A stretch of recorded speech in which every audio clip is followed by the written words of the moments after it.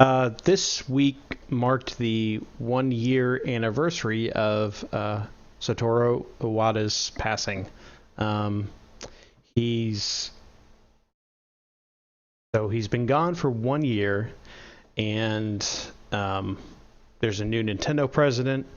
Um, his death was very um, very quick, like completely through the video game industry into shock. And apparently, he had been having some health issues for the last year, maybe longer. And I want to say it had something to do with his gallbladder or something like that. It was something that they had done surgery on, and it came back. I don't think it was cancer, but it was something out of the ordinary, that eventually killed him.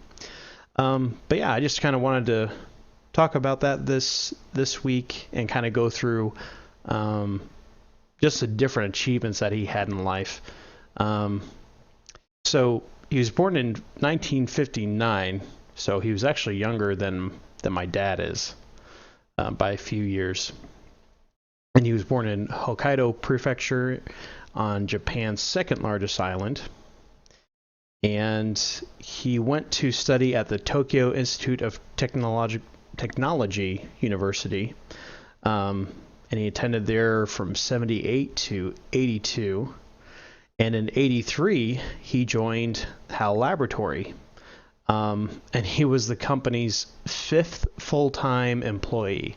So they were really small when he joined. Um, and they started games.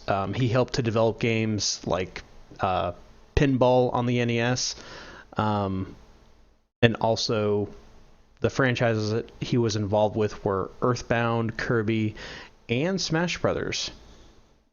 I think we'll get into that more here. Also Pokemon. Yes, yeah, he helped with that too. Um, he actually, and if you like Balloon Fight, he actually uh, pretty much did that. I want to say in his spare time, and that's considered classic. That is a really fun game, by the way. Even for as old as it is, it has kind of a it has kind of the same casual like feel that Smash Brothers can have at times, where the game seems really simple, but you can actually like pull strategies out that just naturally exist, just based on how the game is designed. So Balloon Fight's pretty fun. In 1993, he became president of HAL Labs, and in 1998 and 99, um, Iwata alongside Masahiro Sakurai, who's the current overseer of the Smash Brothers series. They both started in their spare time, making this prototype. I think it was called like Fight of the Dragon King or something weird like that, and it wasn't supposed to have Nintendo characters. Um, in fact, they started using Nintendo characters, not knowing if they were going to get permission to have Nintendo characters in the game. But when they presented it to the board at Nintendo, they were like, "Oh, this is awesome!" So, thankfully, Nintendo made a good decision there. Also, he looks like he was responsible. Here, let me actually read through this here. Um, Iwata wanted to bring Pokemon Red and Green to the N64 with Pokemon Stadium. And by the way, in case you don't know, Pokemon Red and Blue was actually green over in Japan. They got Blue eventually, but Blue actually had all 151 Pokemon on it without the need to trade or anything like that. How come we never get any of those versions of Pokemon where, hey, no trading necessary? They're just all in the game. Because money. Yes, because money. That and there's this whole. I just feel like Pokemon's a giant society, like social experiment that we're all taking place in. Plus, now with the like trading advancements you can do, you can pretty much ask and trade anything now with other people around the world. And by the way, so Iwata, while he's president of HAL Labs, he ported the code of red and green over to the Nintendo 64 in a week. And apparently, Pokemon developer Game Freak Shigeki Morimoto said in one of the Iwata asks that they did, he asked, or he was saying things to himself like, "Is that guy a programmer, or is he the president?" The answer to your question is yes. And in 2000, he joined Nintendo right about the time that GameCube released, and it only took a couple of years until he replaced Hiroshi Yamauchi as president of Nintendo. Then in 2004 of November, under Iwata, Nintendo released the Nintendo DS, and we all know how a monster success that system was. And in 2005, Iwata had his kind of now famous keynote speech at Game Developers Conference 2005. And it was there where he was quoted as saying, on my business card, I am a corporate president. In my mind, I am a game developer. But in my heart, I am a gamer. And he kind of expanded on that philosophy in his speech. He sounds like a guy, honestly, like anyone would be able to just sit down and have a talk with, and if you like games, you're going to have something to talk about with him, and you're going to have a fun conversation. In 2006, he started doing the series of Iwata Asks, which were a little dry for me. I think I tried to watch a couple of them online, and they're just unless it really interested me. I think I watched all the ones about Zelda, but some of the other ones that didn't quite interest me, like Pikmin and Star Fox, I just skipped those. And then of course November 2006, the Wii launched, and the Wii, I've talked about this before. Iwata is kind of responsible for bringing that blue ocean mentality to Nintendo. In 2007, he was quoted as saying, "We are not competing against Sony or Microsoft. We're battling the indifference of people who have no interest in video games." And as we all know, the Wii became extremely successful. And then in 2011, we have the Nintendo 3DS, which launched while he was president. November 2011, Nintendo Direct presentations began, always with Iwata as kind of the main speaker of those. November 2012, the Wii U launched underneath Iwata. Now, in the fall of 2013, Nintendo's profits were not good at all, and it was due to the Wii U.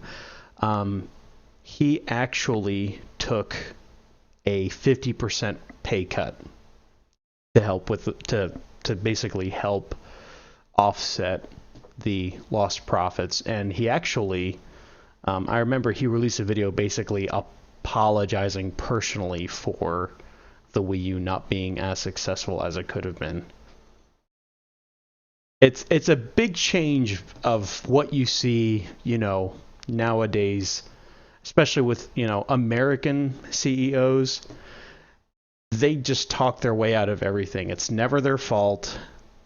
It's always blame someone else or blame this or blame that, but you never take responsibility. And it seems like with Iwata, he was exactly the opposite. He would take the blame if he could, but not take the credit, even though he could take credit. And in June 2014, I think this is when he started to have health issues. He had to skip E3 for health-related reasons. His physicians told him it'd be best if he didn't travel. And then in March 2015, Nintendo announced plans to bring its characters to mobile devices. Like, that'll be successful. Am I right? And then, of course, July 11th, 2015, he passed away at the age of 55, and his funeral was held on July 17th of last year. Um, yeah, so if you play video games, especially if you play Nintendo games, um, Nintendo would not be the company that it is today without him. Um, of course, there were definitely some not great things that happened while he was president, such as the launch of the Wii U. Um, but honestly, like the huge success of the DS and the Wii line, um, you can pretty much you could pretty much give him most of the credit on that. Nintendo's in a very strong financial position, especially when compared to like Sony, who has every one of their divisions failing financially, with the exception of PlayStation. Like if PlayStation 4 hadn't been the success that it was, Sony may be in deep, deep trouble. They're still kind of, you know, they're not doing really great financially, but it hasn't gotten dire to the point of like buyout threats or anything like that. And honestly, I don't think Nintendo would have lasted as long as they did without him. And he's also directly coded some of my favorite games. So I do think he's definitely a developer that, you know, we lost way too soon, and it would have been interesting to see what would have happened if he hadn't passed away when he did.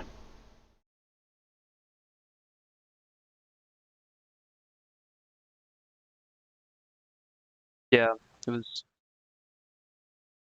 definitely a sad time, and I think it says here that it was